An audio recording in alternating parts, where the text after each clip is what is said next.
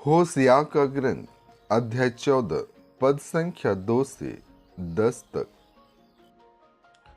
इस्राएल, अपने प्रभु ईश्वर के पास लौट आओ, क्योंकि तुम अपने पापों के कारण गिर गए हो। प्रार्थना का चढ़ावा लेकर प्रभु के पास आओ और उससे यह कहो, हमारा अपराध मिटा दे और हमारा सद्भाव ग्रहण कर।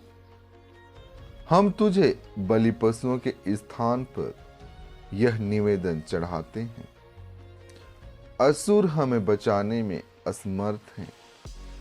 हम फिर कभी अपने घोड़ों पर भरोसा नहीं रखेंगे और अपने हाथों की बनाई हुई मूर्ति से नहीं कहेंगे, तू हमारा ईश्वर है।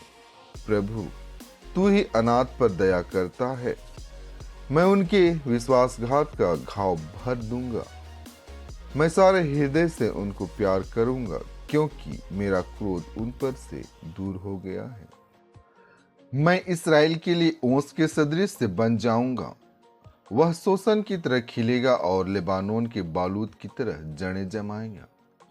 उसकी टहनियां फैलेगी, उसकी शोभा जैतून के सदृश से होगी और उसकी सुगंध लेबानोन के सदृश से। इस्राएली फिर मेरी छत्र छाया में निवास करेंगे और बहुत सा अनाज उगाएंगे। वे दाखबारी की तरह फलेंगे फूलेंगे और लेबानोन की अंगूरी की तरह प्रसिद्ध हो जाएंगे। अब इफ्राइम को देव मूर्तियों से क्या, मैं ही उसकी सुनता और उसकी सुध लेता हूँ। मैं सदाबहार सनोवर के सदृश से हूँ, मुझसे ही उसे फल मिलते हैं। जो समझदार हैं वह इन बातों पर विचार करें, जो बुद्धिमान हैं वह इन्हें अच्छी तरह जान लें। प्रभु के मार्ग सीधे हैं, धर्मी उन पर चलते हैं, किंतु पापी उन पर ठोकर खाकर गिर जाते हैं।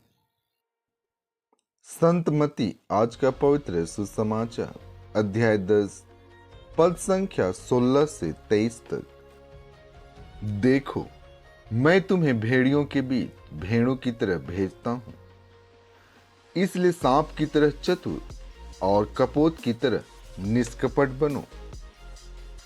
मनुष्यों से सावधान रहो, वे तुम्हें अदालतों के हवाले कर देंगे और अपने सभागृहों में तुम्हें कोड़े लगाएंगे।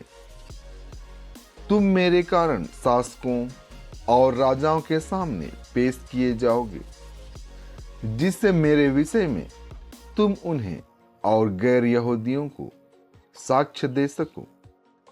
जब वे तुम्हें अदालत के हवाले कर रहे हों, तो यह चिंता नहीं करोगे कि हम कैसे बोलेंगे और क्या कहेंगे।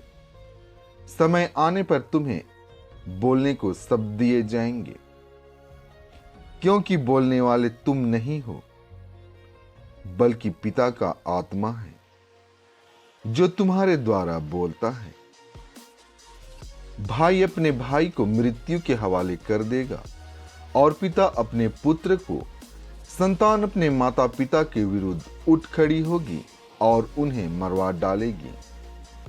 मेरे नाम के कारण सब लोग तुमसे बैर करेंगे, किंतु जो अंत तक धीर बना रहेगा उसे मुक्ति मिलेगी।